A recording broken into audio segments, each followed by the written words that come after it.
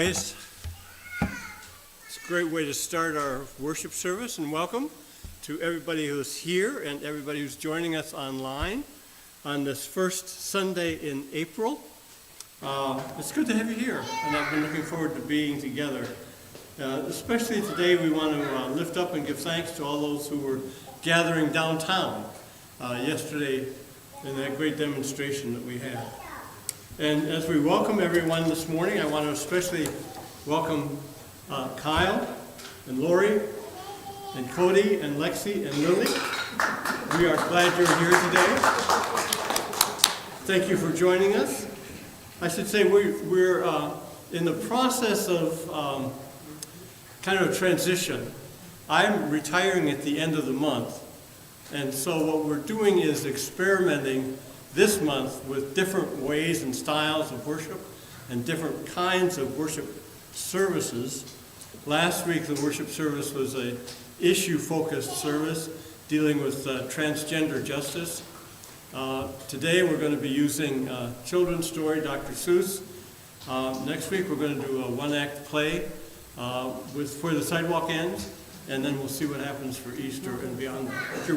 We're glad you're here, but just expect a little not typical worship services for a while here anyway.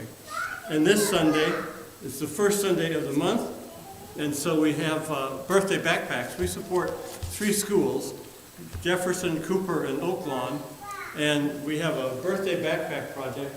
We send birthday backpacks to these 3 schools, particularly for children who otherwise might not be able to celebrate birthday. So we give them a birthday cake and what else? A gift and a book and paper and pencils and games, toiletries. So help them celebrate their birthdays. So anybody who has a birthday in the month of April, we invite you to come forward and make a contribution to the Birthday Backpack Ministry. Happy birthday to you. Happy birthday to you. Happy birthday, bless you. Happy birthday to you.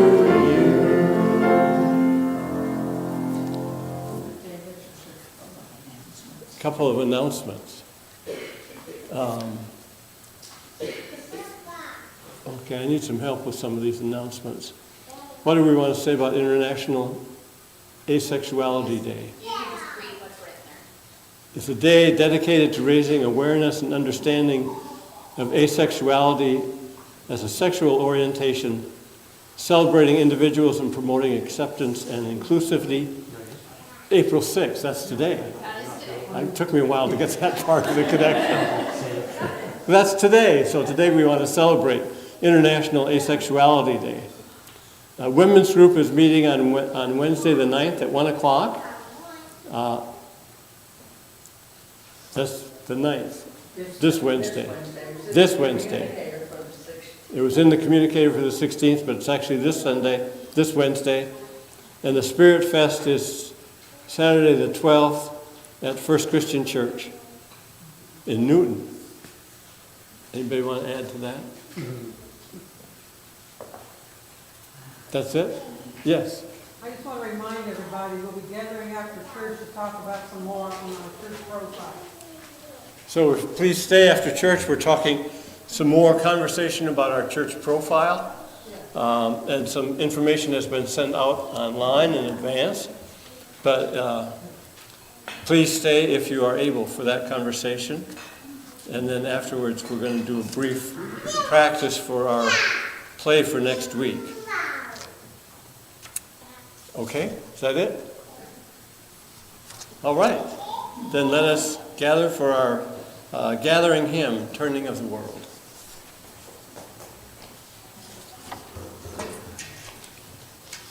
All right, if you'll stand as you are able.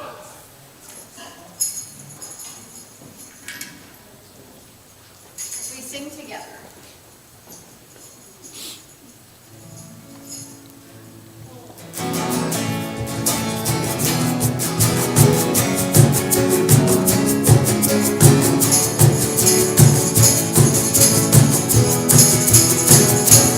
Let us sing.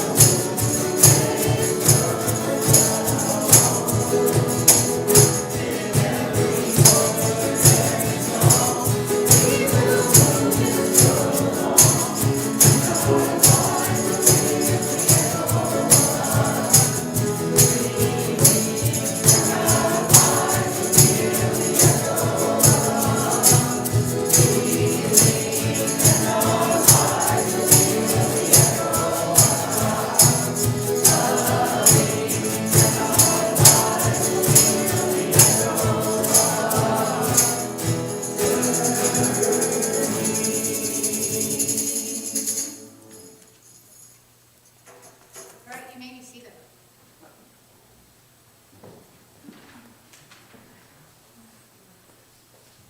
Thank you. So today we're celebrating the Gospel according to Dr. Seuss. This is his birthday month. So it's great that we're celebrating this on his birthday month. And as I say in this scripture, he written more than 60 children's books, but many of his children's books deal with adult questions and adult themes. And so I thought as we watch Horton Hears a Who, and maybe we could have a brief discussion afterwards, be thinking about these questions. What is it that makes Horton a good ally and advocate? What are the characteristics of a good ally and advocate that you can see in Horton? Second question would be, what role does forgiveness play in this movie, in the story of Horton Hears a Who? Where do you see it, and what difference does it make? And then third question would be, have you ever felt like you were in Whoville? And if you have, what's the word to you? What's Dr. Seuss's word for you, for those of us who sometimes feel like we live in Whoville? So 3 questions. What makes Horton a good advocate and ally? And then, what role does forgiveness play in the movie? And then, if you've ever been a part of the citizen of Whoville, what is Dr. Seuss and Horton saying to us? So with that, let's watch Horton Hears a Who.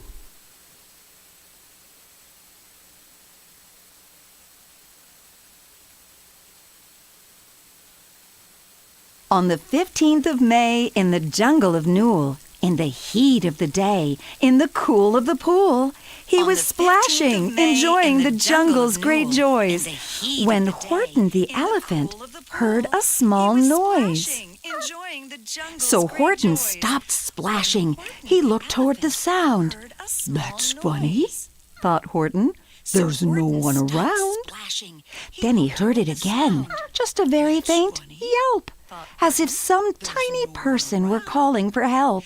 "I'll help you," said Horton. "But who are you? Where?" He looked and he looked. He could see nothing there but a small speck of dust blowing past through the air. "I say," murmured Horton, "I've never heard tell of a small speck of dust that is able to yell. So you know what I think? Why, I think that there must be someone on top of that small speck of dust. Some sort of a creature of very small size, too small to be seen by an elephant's eyes. Some poor little person who's shaking with fear that he'll blow in the pool. He has no way to steer. I'll just have to save him because, after all, a person's a person, no matter how small." So, gently and using the greatest of care, the elephant stretched his great trunk through the air, and he lifted the dust speck and carried it over and placed it down safe on a very soft clover. "Humph!" humphed a voice. 'Twas a sour kangaroo, and the young kangaroo in her pouch said, "Humph!" too. "Why, that speck is as small as the head of a pin. A person on that? Why, there never has been." "Believe me," said Horton, "I tell you sincerely, my ears are quite keen, and I heard him quite clearly. I know there's a person down there, and what's more, quite likely there's 2, even 3, even 4. Quite likely a family, for all that we know. A family with children just starting to grow. So please," Horton said, "as a favor to me, try not to disturb them. Just please let them be." "I think you're a fool," laughed the sour kangaroo. And the young kangaroo in her pouch said, "Me too. You're the biggest blame fool in the jungle of Newell." And the kangaroos plunged in the cool of the pool. What terrible splashing! The elephant frowned. I can't let my very small persons get drowned. I've got to protect them. I'm bigger than they. So he plucked up the clover and hustled away. Through the high jungle treetops, the news quickly spread. He talks to a dust speck. He's out of his head. Just look at him walk with that speck on that flower. And Horton walked, worrying, almost an hour.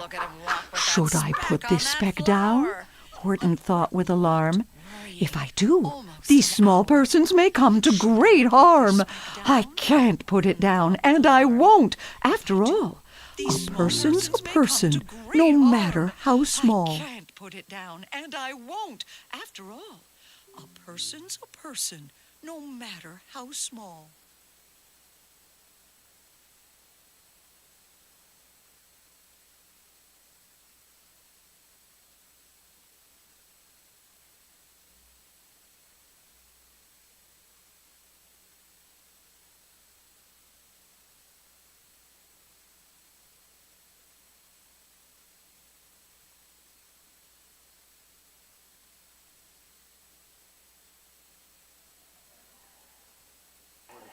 Oh, no, I thought it was going to, I had the whole book in that one.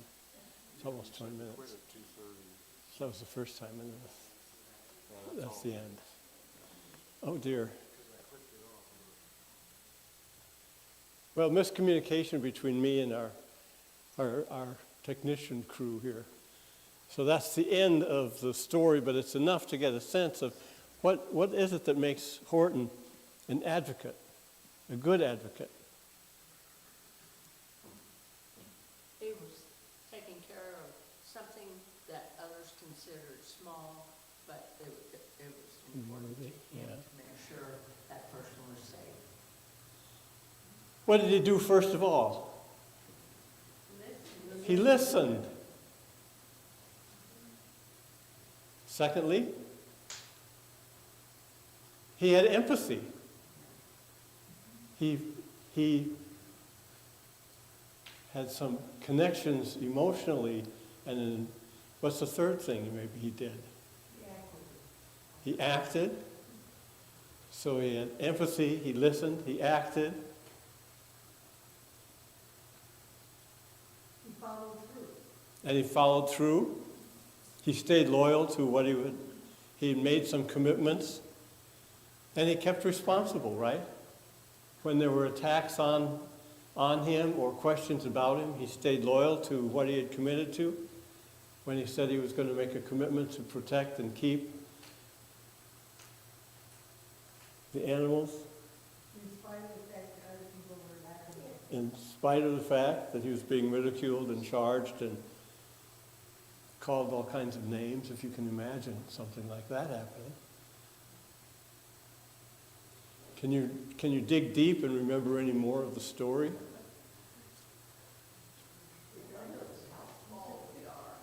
Regardless of how small we are. The backstory to Horton Hears a Who is as interesting as the story itself. Dr. Seuss was very prejudiced at one time. He was very much against the Japanese people. And he had written some horrible things about the Japanese. And then in 1953, he went to Japan and saw what had happened as a result of the war. And he came back in 1954 and wrote Horton Hears a Who. So part of the philosophy that informs Horton Hears a Who is a philosophy of nonviolence. The story of forgiveness comes later in the story when, instead of seeking revenge on the monkeys and the people who are causing all the trouble and hatred, He shows up. how does the story change? Can you remember? You do. Well, one part is that Horton nearly fails in his mission. And things don't get better until the Who's are able to find someone who can speak so loudly that even the people around Horton can hear them. Horton almost fails in his mission. Remember, the crow comes and picks up the flower the clover and drops it in the field. And then Horton has to spend hours finding that clover and saves it. And still no one can hear the who's. And so the mayor organizes and runs through the whole village, trying to find someone who would yet speak that has not yet spoken. And the very smallest person in the village finally lets out a yap. So every voice counts. And it's an organized voice. It's not just random actions. So it's a story about people being organized in civil disobedience, people being organized and having some sense of working together to support each other and create some change. And the story is, how does that then help us think about our own, have we ever felt like we're in Whoville? And then I had to think of this story. Yesterday I wasn't able to go downtown. I was disappointed in myself, but my allergies are just kind of overwhelming. But I was thinking, there's feeling sort of like Whoville, right? All the people who have just had such a struggle being heard finally get heard as we come together, not just here, but in so many places across the country, to let our voices be heard. So it's a story for our time, really, I think. And I'm sorry we didn't, that I messed up and didn't get the whole story to be told. But the role of forgiveness opens up the possibility for kind of a new reality and a new way of being in community. The other part of the theology of Doctor Who is it works with a theology of encounter. Remember Pope Francis a while ago talked about a theology of encounter. And he said, when you're abstract, when you're kind of operating on a level of doctrine and ideology, you can argue forever and never come to any kind of place of meeting. But if you begin experientially, it opens up different possibilities. So you can begin, as Horton begins, by saying, this is my experience. My experience is, this is what I've heard. This is what I've learned. This is what I know. And it's, does that make sense to talk about this theology of encounter? I mean, we've known people who are set in their point of view, but then enter into a serious dialogue with other people on an experiential level. Why do you think the way you think? Why do you believe the way you believe? And then share my experience of what I believe, why I believe the way I believe, and how that creates an opportunity for conversations that cannot happen any other way than through that. Well, any other thoughts or words about Horton? The importance of hope. That speck of dust was pretty powerless. And that's what I'm feeling now. And if you're alone, it is powerless. But it's a theology of hope that I think Dr. Seuss is trying to share with us. Well, should we sing our song, Little Ant, Hey Little Ant? We're not going to sing it, we're going to listen to it. We're going to listen to it. Okay. Yeah. We're going to listen to John McCutcheon's Hey Little Ant.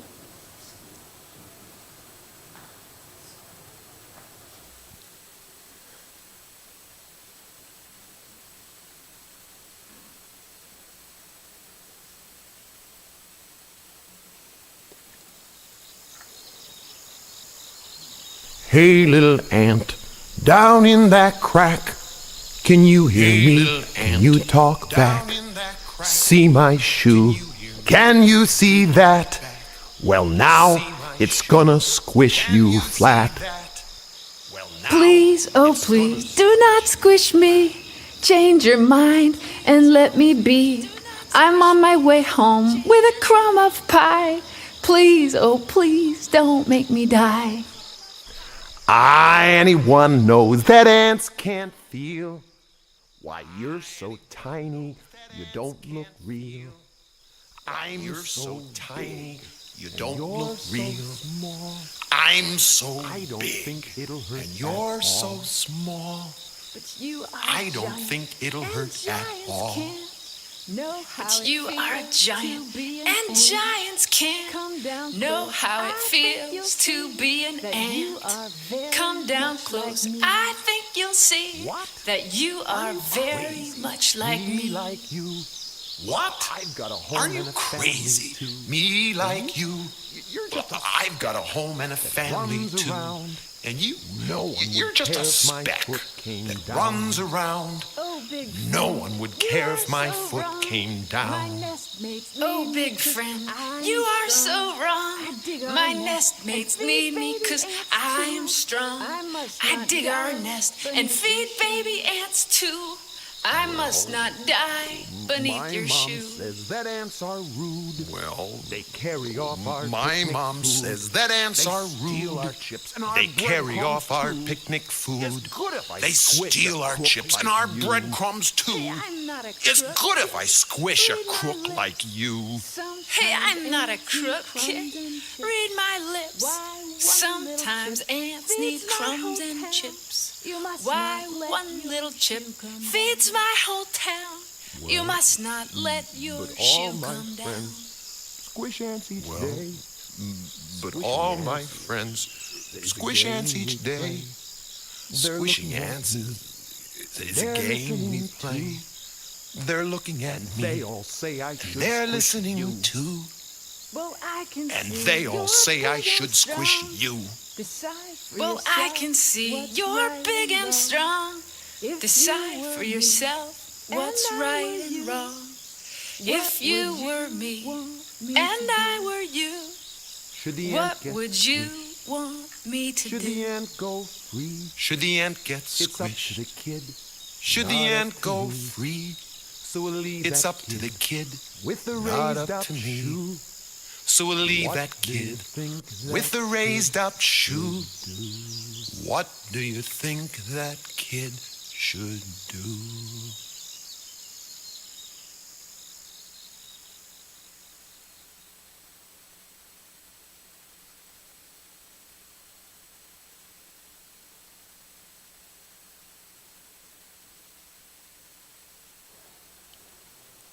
We- Yeah, put away your can.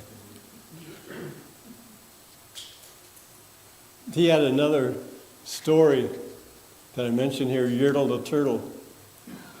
And the line in Yertle the Turtle is, he's talking to someone else, and the turtle says, I know up top you see great sights, but here on the bottom we too have rights.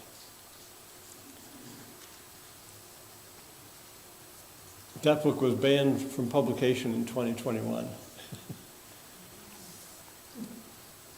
And so we're going to look at, next we'll look at a short take on Green Eggs and Ham, which is a story everybody knows. But again, think about it theologically. Think in terms of what is the gospel message in Green Eggs and Ham?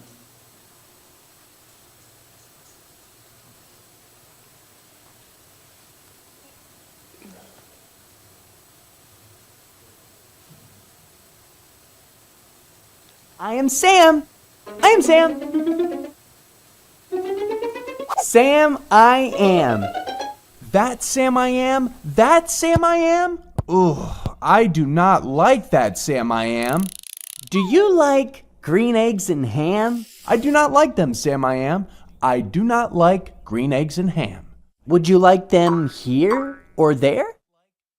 I would not like them here or there. I would not like them anywhere. I do not like green eggs and ham. I do not like them, Sam I am. Would you like them in a house? Would you like them with a mouse? I do not like them in a house. I do not like them with a mouse. I do not like them here or there. I do not like them anywhere. I do not like green eggs and ham. I do not like them, Sam I Am. Would you eat them in a box? Would you eat them with a fox? Not in a box, not with a fox. Not in a house, not with a mouse. I would not eat them here or there.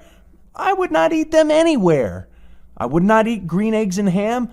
I do not like them, Sam I Am. Could you, in a car? Eat them, here they are. I would not, could not, in a car. You may like them, you will see. You may like them in a tree. I would not, could not, in a tree. Not in a car. You let me be. I do not like them in a box. I do not like them with a fox. I do not like them in a house. I do not like them with a mouse. I do not like them here or there. I do not like them anywhere. I do not like green eggs and ham. I do not like them, Sam I Am. A train, a train, a train, a train. Would you on a train? Not on a train, not in a tree, not in a car. Sam, let me be. I would not, could not in a box. I could not, would not with a fox. I will not eat them with a mouse. I will not eat them in a house. I will not eat them here or there. I will not eat them anywhere. I do not eat green eggs and ham. I do not like them, Sam I Am. Say.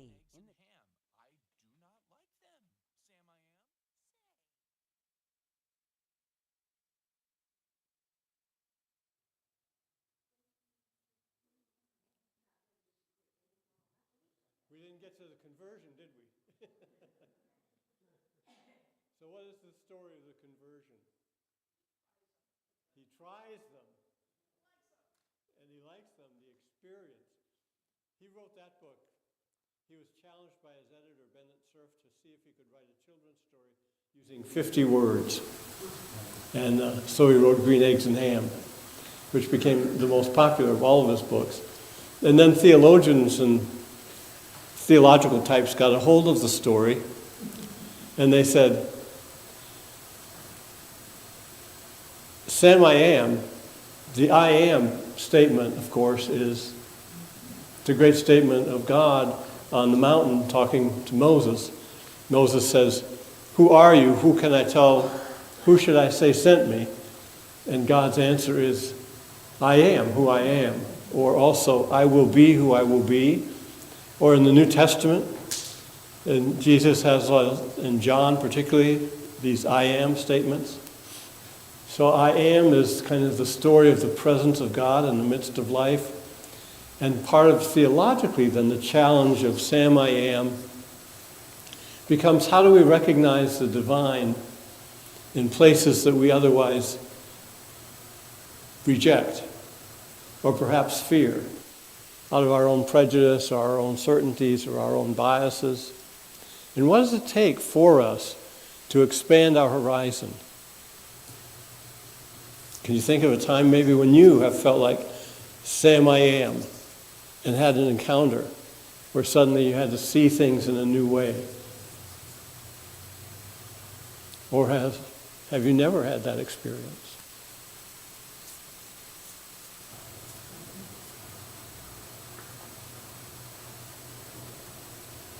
I have it every time I meet some of Ember's friends. And I have to say, hi, I'm Connie. And just wait to see how the response is. And also, I'm challenged. No, Not try it. there I am. I also attended an event Thursday evening at Wichita State with Spectrum. And Spectrum is Wichita State's support group for the LGBTQIA plus students on campus. And I have to say I'm challenged. I was challenged because as I sit there and people who look totally different than me, the Emerald City Sisters were there, And what a wonderful group of people. And I'm just challenged sometimes to say, you're okay, and I love you. I wish I'd worn my Grandma Hugs shirt that night. Thank you. I could share with you this morning, I had that kind of an experience when I looked at the announcements and said April 6th is International Asexuality Day. Did I know that? Had I thought about that? Is that part of my consciousness? It will be after today, but it wasn't before today. Or sometimes we get so used to seeing things in a certain perspective, we don't even take advantage or think about. One of the dialogues I'm having now with a seminary professor is the difference between power and privilege. And how often we don't think very deeply about what our privilege is and how power acts in our society. And to begin to think about issues that we confront every day through a perspective of power and privilege. It's something I'm learning. And relating it to the gospel. Can you think of a gospel story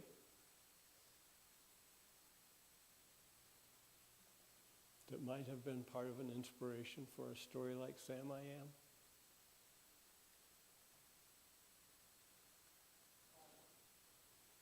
Say it again. Paul. On the Damascus Road, his conversion.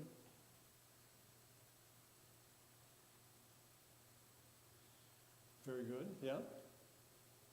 Or the disciples in the Gospel of John. Remember, they see Jesus talking to a woman, a Samaritan woman at the well. And they say to Jesus, what are you doing talking to her? She's a woman, and she's a Samaritan woman at that. Why are you wasting time talking to somebody like that? But in John's Gospel, she becomes the first evangelist. So what the story of Sam I Am, the story of Doctor Who, the story of Yertle the Turtle, the stories that Dr. Seuss brings us, I think, again and again and again, are stories about nonviolence, are stories about accepting and experiencing and offering forgiveness as ways to transform fear and hatred into acceptance. And the understanding that God is present in the midst of our life and in this world. And even though we may not have hope at the moment,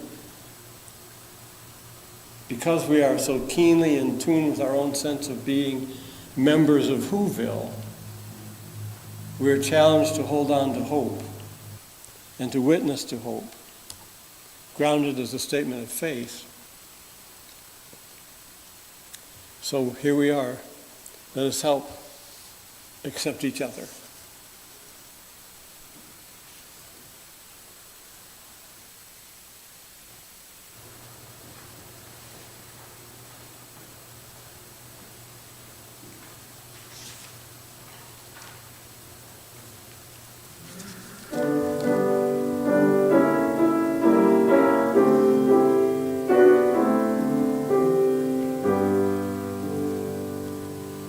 Help us accept each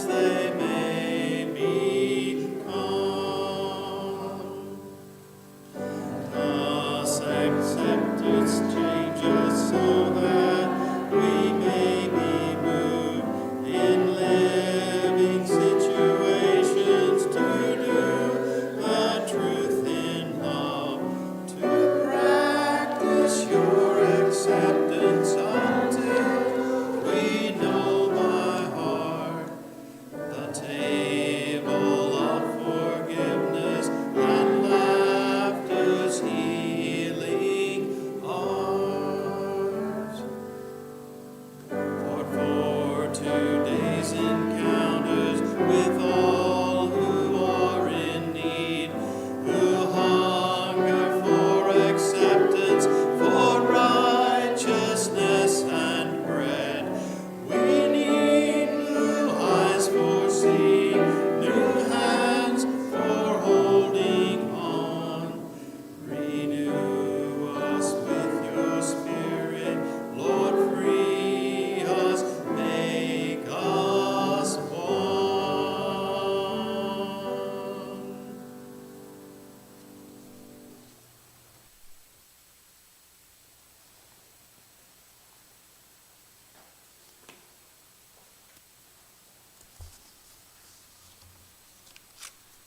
So we're not going to do a whole long thing on the story of the Lorax, but how many of you know it? Just about, a lot of us do. It's a great story that we might want to use here on Earth Day. And the refrain in the Lorax, it's about saving the planet Earth. And the refrain from the story is, unless someone like you cares a whole lot, nothing is going to get better. It's not. The word of the gospel for us for today. Unless someone like you cares a whole lot, nothing is going to get better. It's not. But if, the promise is, if we do care a whole lot, if we remain faithful to each other, faithful to our calling, then a new world is possible. So we can sing together, This Pretty Planet.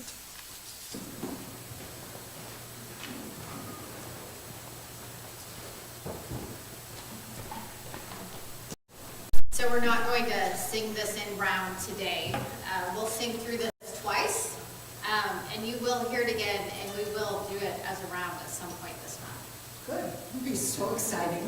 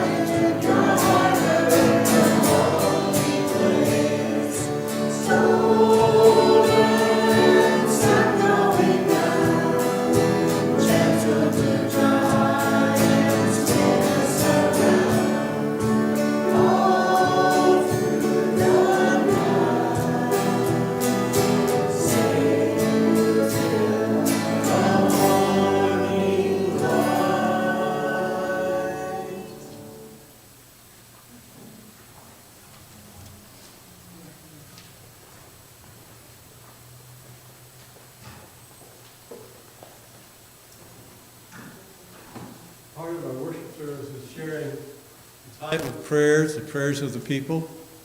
And so we invite prayers of thanksgiving and prayers of intercession and prayers for whatever is on your heart today. Good morning, Pastor David.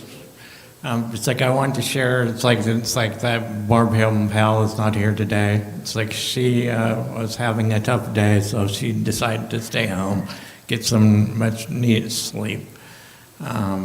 It's like I talked to my brother yesterday, and everything's going good with him. And it's like the temperatures are supposed to be coming to higher temperatures in the coming days. Okay.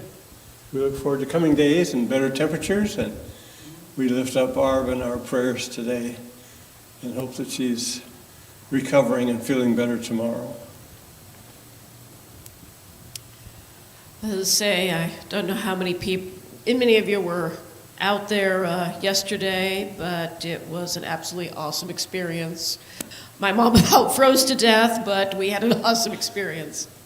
Anyway, if you haven't read Yertle the Turtle, find yourself a copy, because it is an anti-oligarch story. And I find it either ironic that it's one of the ones that was taken out of publication.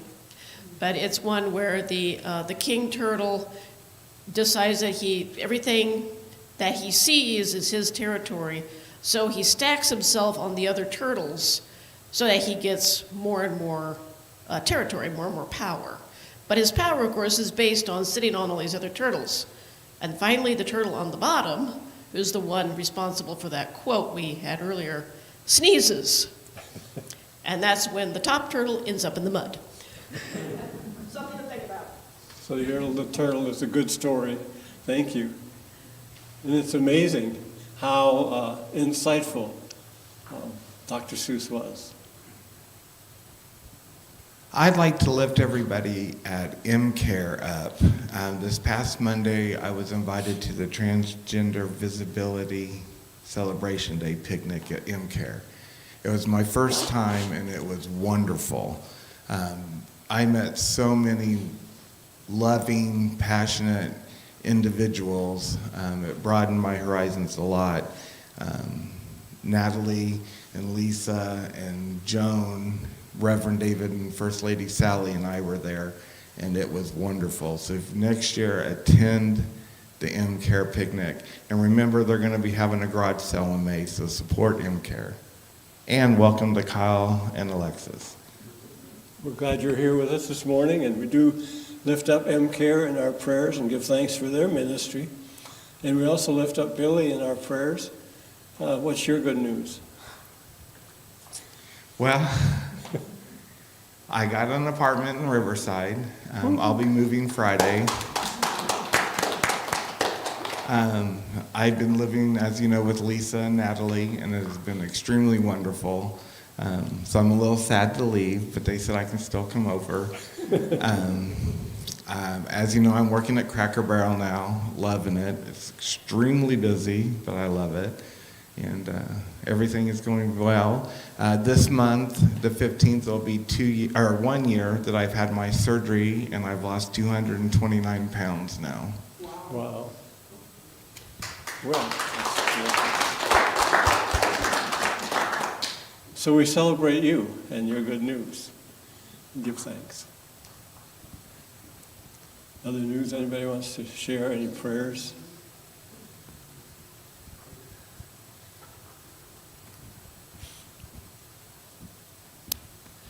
Yes, ask prayers for safe travels for Linda next week as she goes be with her brother-in-law.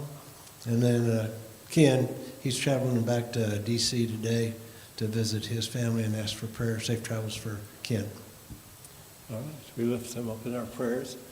We want to lift up in our prayers, especially this month, Camp Sunflower and the spaghetti dinner coming up at the end of the month, and give thanks for all the people who are working so hard to bring that together and make it the great event that it is, both for our church and for Camp Sunflower, and really for the whole community. It's an amazing job, and we give thanks for the work that's being done.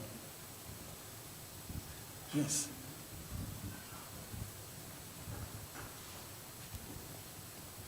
This is always so hard to say for some reason, but we need to remember to pray for the president, the administration, all the people in the cabinet,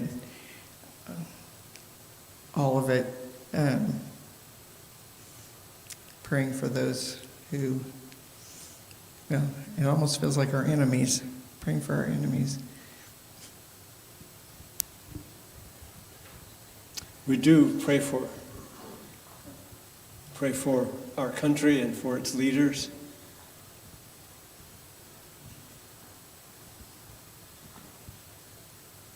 That we keep open and keep hope.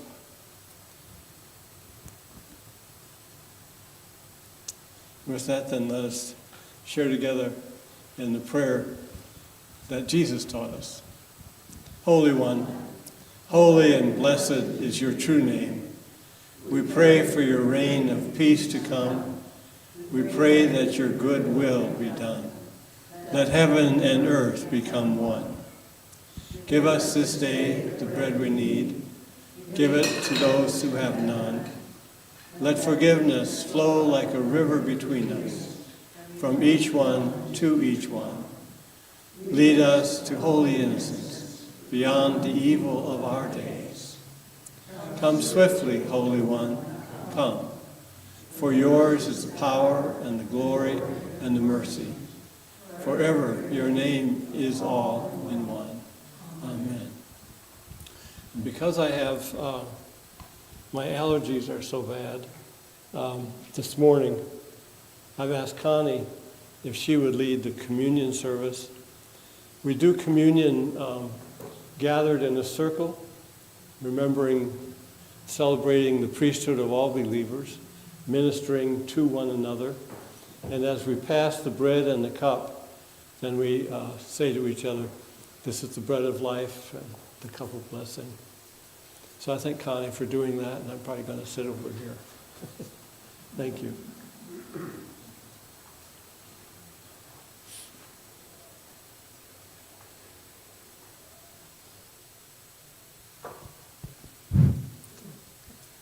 So David asked me to say a few words, so I'm going to say just a few words.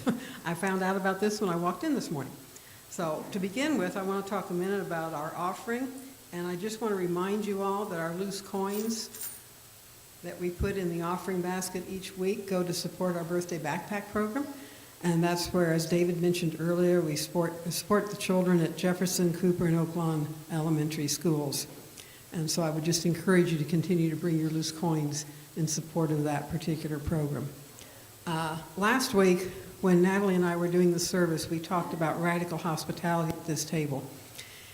And we talked about the fact that this table is big enough for everyone. And I was kind of struck by the last verse of a song we sang just a few minutes ago. And and I'm just going to read it to you again. It says, Lord, for today's encounters and all who are in need, who hunger for acceptance, for righteousness and bread, we need new eyes for seeing, new hands for holding on. Renew us with your spirit. Free us, make us one. And I would invite us that that's what we do every week at this table when we come here. We free us, we make us one, and remember those who need us to look at them with new eyes, and we renew our spirit. So I would invite you to come forward. This table is open to everyone. And do we want to do the circle again? Is that okay with everyone? I'm kind of looking around, no one's going. Okay. So what we do is we come forward and we form a circle around the table. And Natalie, if you'll step up with me while Natalie and I will start it, and we will pass the plate around to each other. And as we pass it, we say, this is the bread of life, and this is the cup of blessing.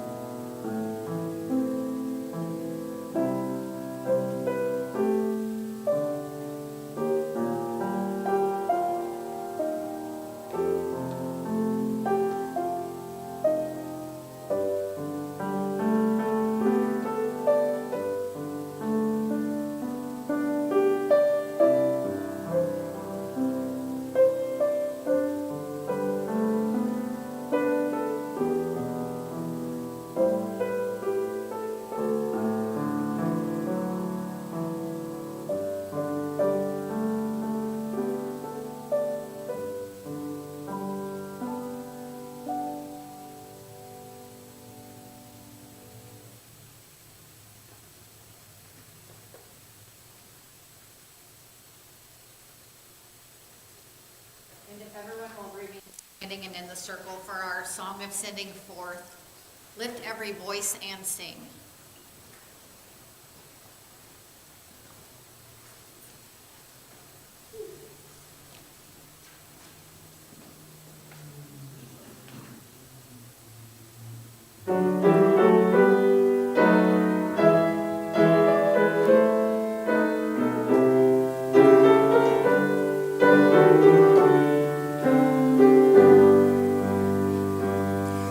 Every voice and sing till heaven earth and ring with the harmony of liberty.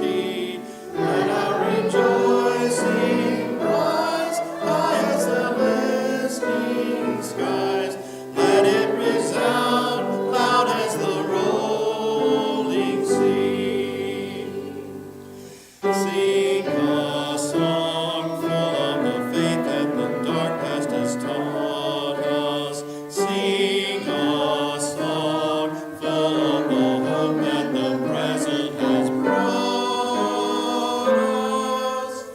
Facing the rising sun of our new day begun, let us march on till victory is won.